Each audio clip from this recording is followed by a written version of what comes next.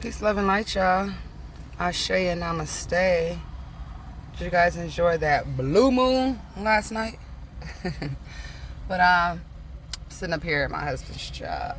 Not to try to put y'all in our business or whatnot, but my husband got into a bad car accident last month, and we're just working with one car. But that's okay, because nobody's complaining. We're saving on gas. We're saving on insurance. We're saving on car notes. So it's like, you got to look on a plus side of things, right? And not to mention how much I love him.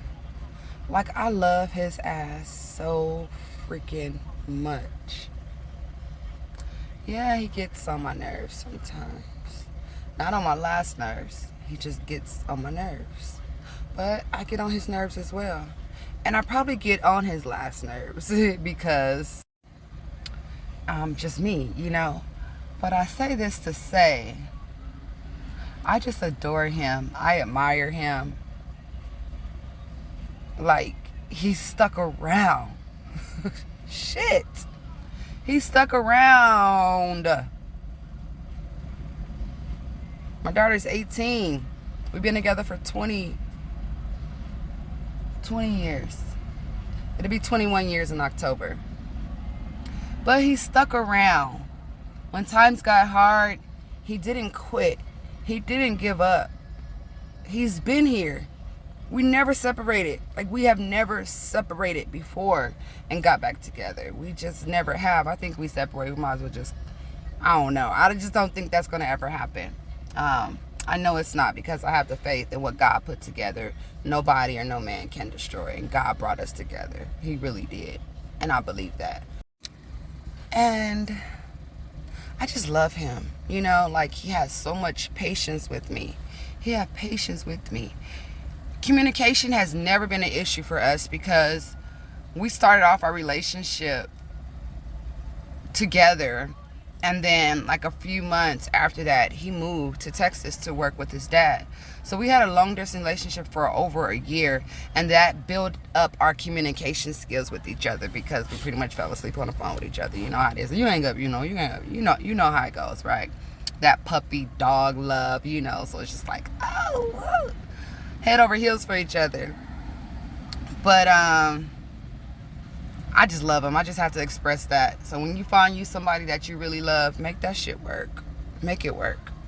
Because at the end of the day, if you really love each other and you both can see the light at the end of the tunnel, it's going to work. You just got to knock some shit off that's not working and keep the stuff that... Focus on the things that is working, right?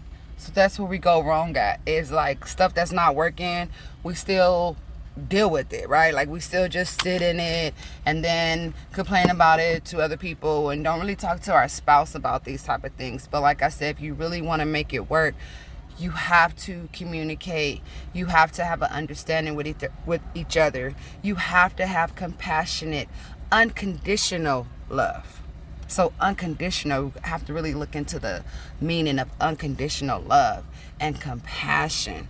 Okay, understanding where that person is coming from, understanding that you got a shadow and everybody around you got a shadow. But work on yourself first, love on yourself first, and everything else will be easier. It's not going to be as hard as you think it is because you working on you. You know who you are. Once you know who you are, then everything else is going to fall into place. Is that when you really don't know yourself, it's like when you really don't love yourself, when you really don't have the confidence that you say you do. A lot of people can get dressed and makeup and wigs and contacts and lashes. They can do a whole bunch of stuff, but deep down inside, when they lay in bed at night, when they look at themselves in the mirror, they don't really like themselves, let alone love themselves. Okay? So work on yourself, and then everything else will fall into place. And like I said, just make it work when it's going to work. If it's two that come into an agreement. So remember, when it's two and we're in agreement, and even if we're praying and reaching our most high, he is in the midst of us. Now, this is coming from somebody who have not had any relationship marriage counseling. Never in my life have I went through counseling. And then you have to treat your partner the way you want to be treated. You have to understand your partner's love language. It's not hard. The way you met them is their love language. If you met them and you was buying them all type of shit and she was just giving you you bought her some shit and she gave you some pleasure, right? Like you bought her things and then she showed how appreciative she was by the things you bought her. Or you touched her and she just like, oh, melted and got chills. I'm getting chills right now. When you touch her, right? Or when you say certain things, when you give compliments and the way that your partner reacts. Those are different type of love languages, okay?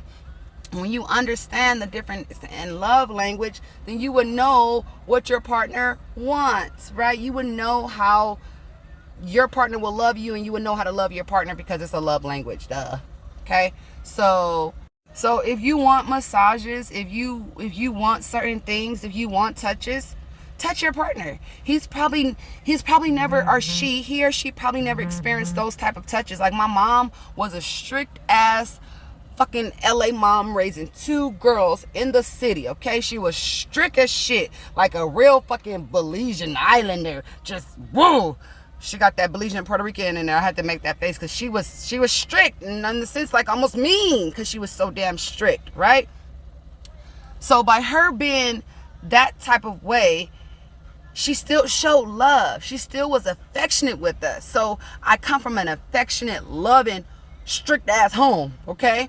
So if your partner doesn't know anything about touching, about intimacy, then you will have to show your partner that, because that partner don't know it and never experienced it. So we got to stop making excuses for not making it work.